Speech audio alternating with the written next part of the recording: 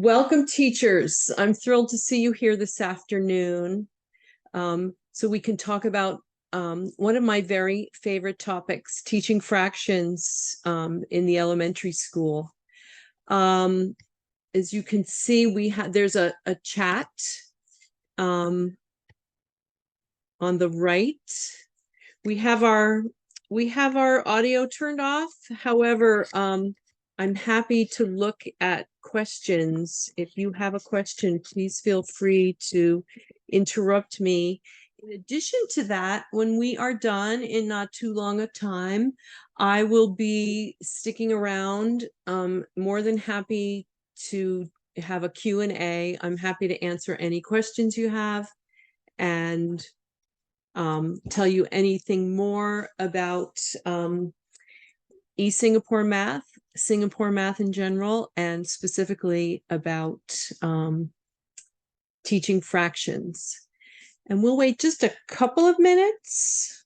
We're barely past 4 o'clock, but those of you who have arrived, settle in. Thank you for joining us.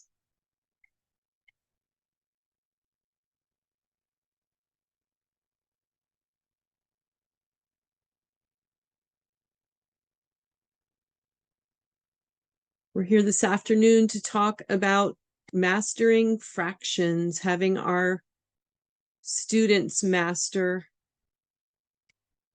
the art of fractions as they encounter them in elementary school. So my name is Kathleen Wallace. I am a senior math consultant here at East West Math. I have been a elementary teacher for decades now. I've taught in almost all of the grades from K to 5. I have taught, we called it in New Jersey, we called it basic skills in class support. I worked in the classroom with teachers. I did a pull-out program for children who were struggling. I also taught the gifted and talented students in grades 3, 4, and 5. For many years. And before I came to work with East West, I was a math coach.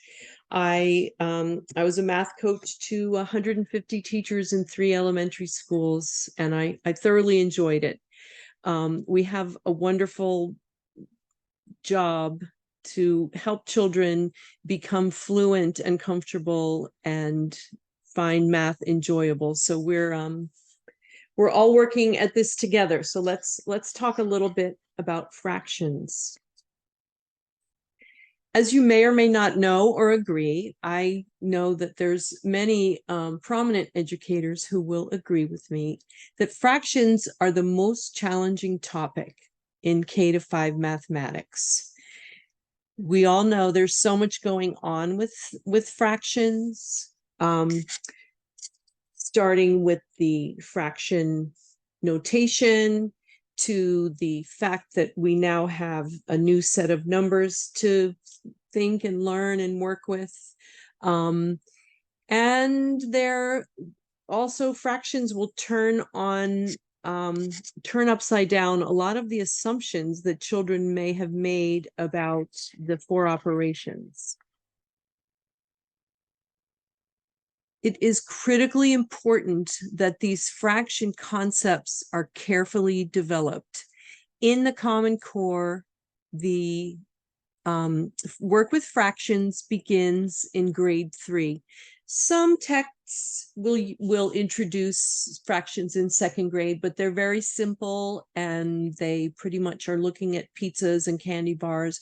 But when we get into grade 3, we're starting to really look into the fraction notation and also to look at fractions conceptually. Another reason this is critically important and why we want to get it right and set a strong foundation in fractions for our young children is that fraction understanding is the gateway to success in algebra. And if you think back on your time in algebra class, you know that first of all, division is notated with fractional notations, and there's all kinds of factoring and canceling out and that kind of thing. And children need to have a strong foundation in these fraction concepts before they get to algebra. It's critically important, therefore, that we do not merely teach fraction procedures. Of course, the most famous one is to flip and multiply when it's time to divide with fractions. We can't just tell the children to flip and multiply. We have to work towards developing a deep conceptual understanding of fractions. A child who's flipping a fraction to do division really needs to know why they're doing it and how this works. So let's look at how we can develop this deep conceptual understanding using Singapore math strategies, tried and true, data-backed, educationally sound ways to develop math concepts in young people. So one of the most prominent elements of Singapore math is, of course, the CPA. CPA refers to the concrete, pictorial, abstract approach.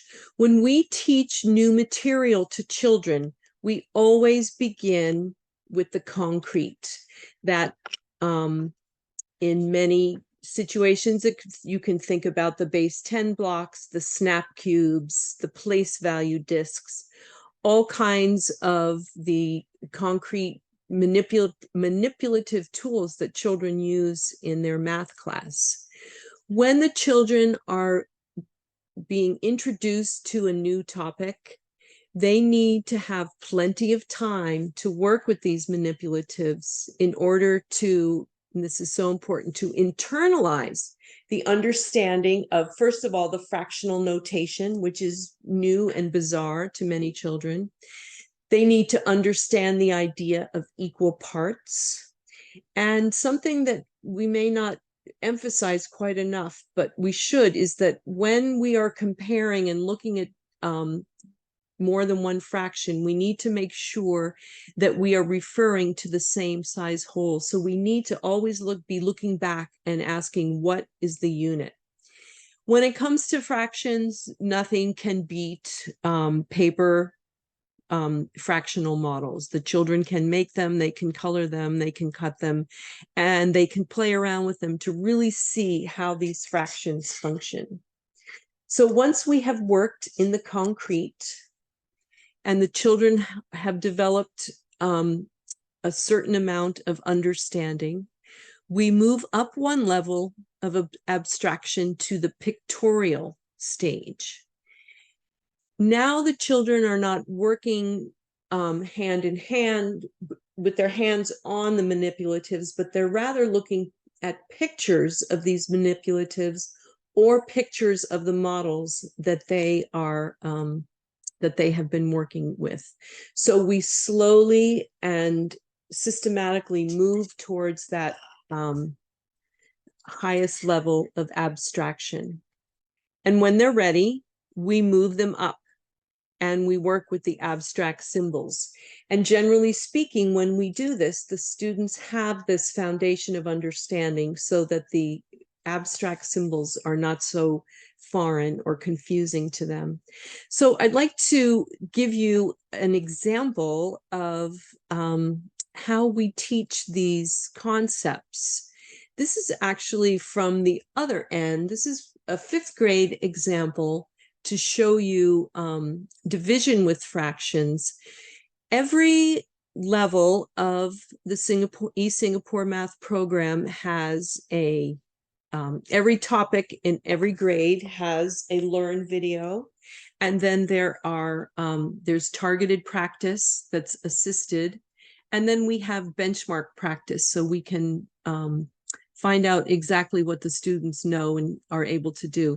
But I'd like to show you what a video would look like. This is from fifth grade, fairly late into the fraction chapter. Mrs. Williams fills one bucket with 1/4 gallon of water. How many similar buckets can she fill with 6 gallons of water? We divide to solve this problem. 6 divided by 1/4. Let's use models to help us.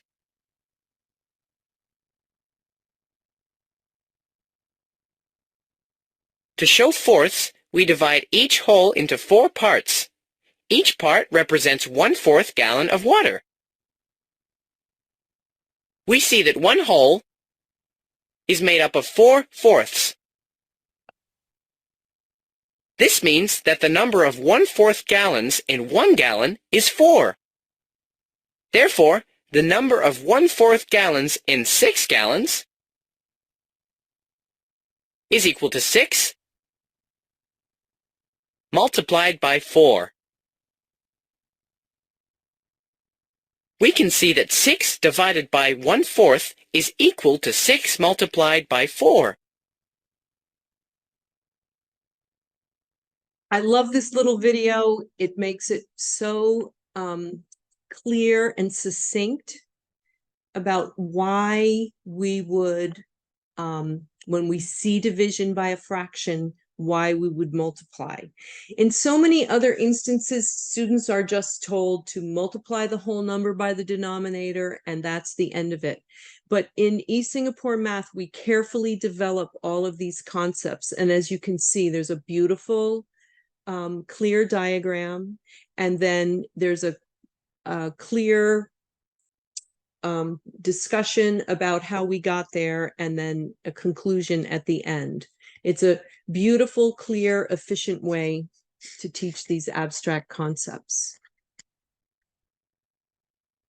So our fraction work, as I mentioned before, begins in earnest in grade 3, and we start off with the fundamentals. The students learn about equal parts, and of course the ever popular pizza model is used.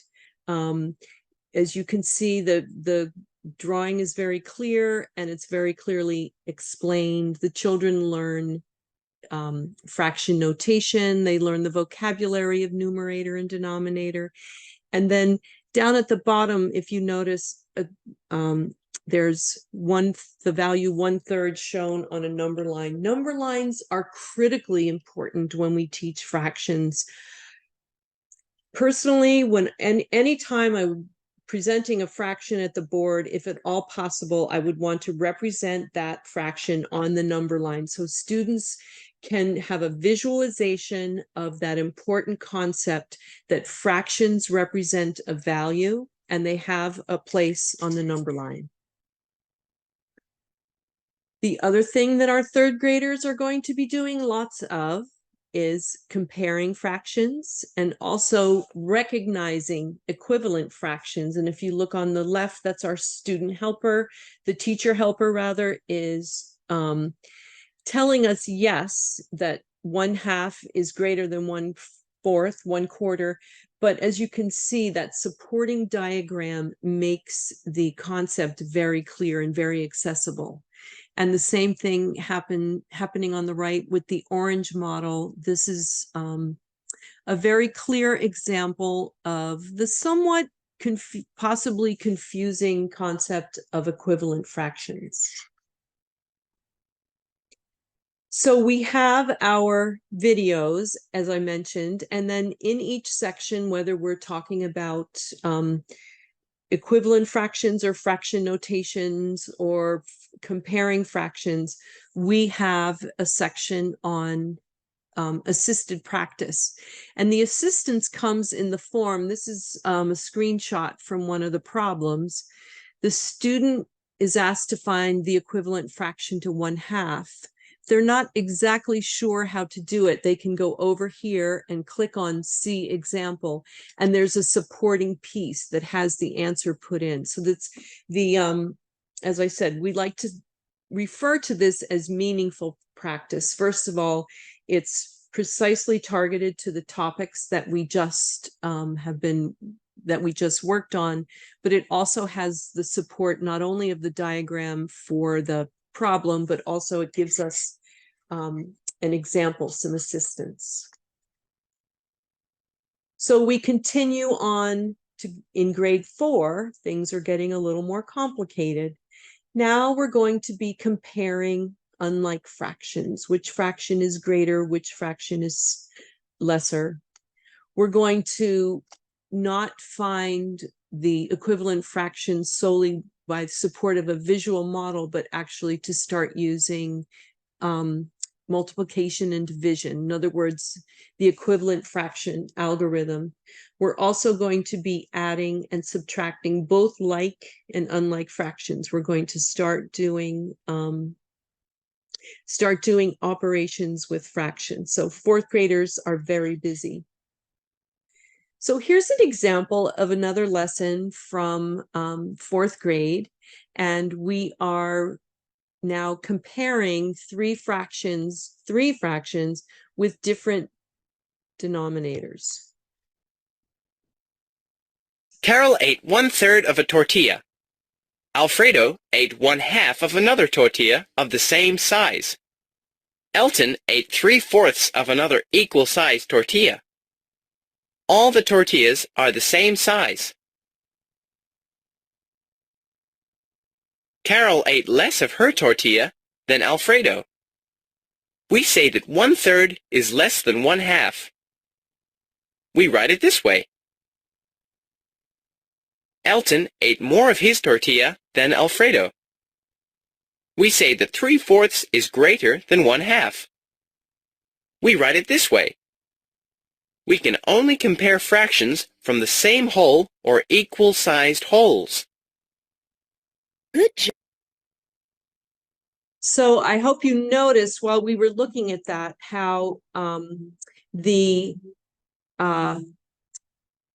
as the video goes on, the information that's being, first of all, spoken about, but also written about was highlighted in blue. We can only compare fractions from... It's an excellent element of this program. So now we're moving on to fifth grade fractions. The fraction work in fifth grade is quite sophisticated. We have everything that came before in third and fourth grade, but now we are going to be doing multiplication of division of fractions and whole numbers. These are extremely abstract concepts that students really need to have time to develop so they have deep understanding. We're also going to look at area. We're going to do some geometry with fractions, and we're going to look at rectangles that have a fractional side length. So here's an example from fifth grade showing how we are going to divide a fraction by a whole number. Mr. Harris has 8/9 yards of rope. He cuts it into 4 equal pieces. What is the length of each piece of rope? We divide to solve this problem. 8/9 divided by 4. Let's use a model to help us divide. To divide 8/9 by 4, we divide these 8 parts by 4.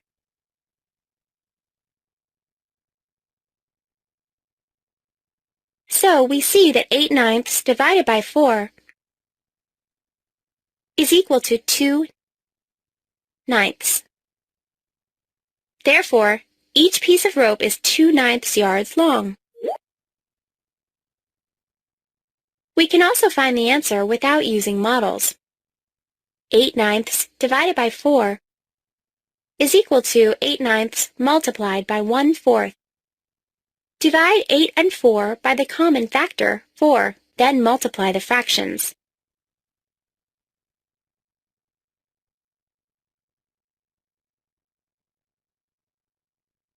We get 2/9. And again, I just think this is such an excellent way to present the material to students because we have both the model for those who are not quite ready to jump into this. This is really algebra, what we're doing on the right-hand side. But for those students who are who are our advanced learners, we give them this more sophisticated piece. Students are free to choose whichever method they're ready for. So we're taking care of everyone. The other thing I'd like to point out that makes this such an excellent program is that so many of the concepts are presented and worked through in the context of a word problem. Word problems allow the students to contextualize what's happening with the fractions so that the numbers have meaning, so that they can see the situation where fractions would be applied. So there's many lessons that are word problem oriented, and we also have a whole section on word problems. We also have a word problems are sprinkled throughout all of the assisted practice, and we all know how important it is that students have the opportunity to work on these word problems. And of course, it would not be any good if we didn't provide games for the children. And we have several games. This one in particular, I like. This is called the bar model scale. And the piece that I think is so terrific is that we've been using bar models for a long time. And this helps us to see these equivalent values. So here's a little peek at what it takes to play the bar model scale game. So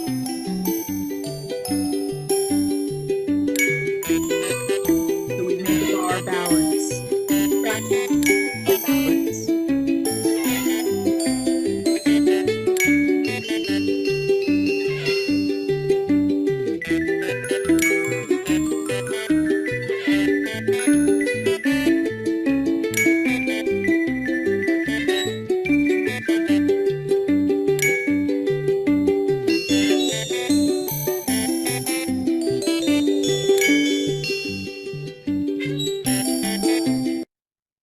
There we go. And I like the fact that it goes back and forth from both referring to the whole as 3/3 or 6/6 to the one. It also has the children seeing that these three parts have the same value.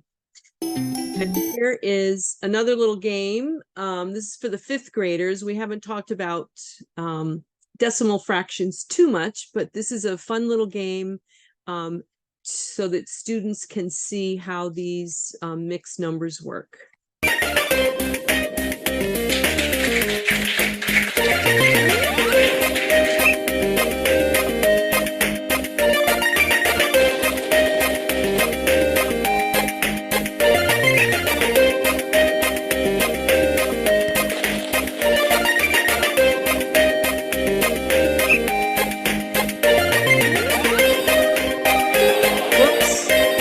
I didn't get it. I got another chance. And of course, the children are congratulated for their correct answers. So those games are lots of fun. And they reinforce, they're directly related to the material that came before it. It's not just a random game, but they're, again, targeted practice. So one piece about Singapore math that I'd like to point out is the fact that this is adaptive learning. It's not just turn on a game and play wherever you are. We start out with diagnostics. Each student is assessed, and as a result of that assessment, a unique learning path is created from all our variety of instructional resources, and those include the video tutorials at the beginning of each lesson, and those include step-by-step explanations. And as you saw on the videos, they're very clearly constructed so that the explanation and the math are very closely connected. Each lesson comes with assisted practice, and then finally a benchmark practice so we can see what students have mastered. There's the gamified practice. And then this last piece that students really enjoy, and they're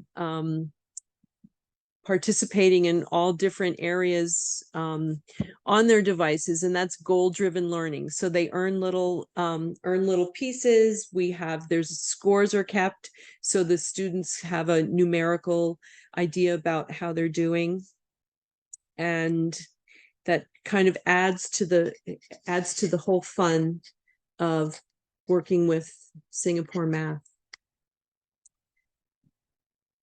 eSingapore Math provides, as I said, instruction that's based, this is a proven data supported strategy, the CPA approach. I just mentioned the adaptive learning. This is both personalized learning and it's also mastery based. In Singapore Math, we work to mastery. And we have specific targeted practice in the form of exercises and games. Singapore Math is very much aligned with any of these texts that you might be familiar with or using: Math in Focus, Engage, or Eureka, Primary Math, and of course, it's completely aligned with the Common Core state standards in mathematics. So now I am ready to answer any questions you might have. Let's see if I can. I'm going to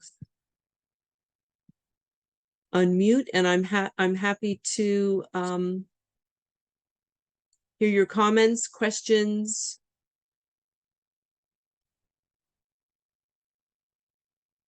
Either through the audio or with in the chat.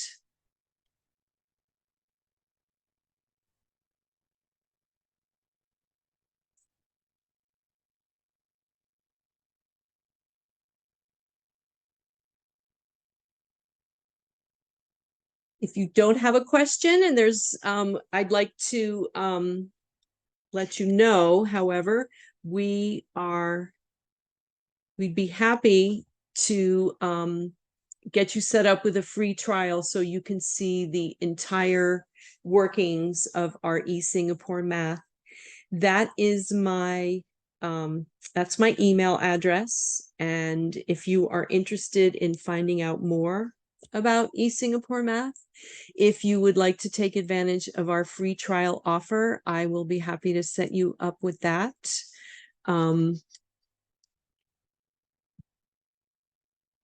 And if you are, I'll be sticking around for a few minutes if you have some questions. Otherwise, I want to thank you for joining us today. I hope you found this useful, and I hope that your school year is going well, and most of you most likely will be teaching fractions soon. So I'd love to hear all about it. Please feel free to contact me by email.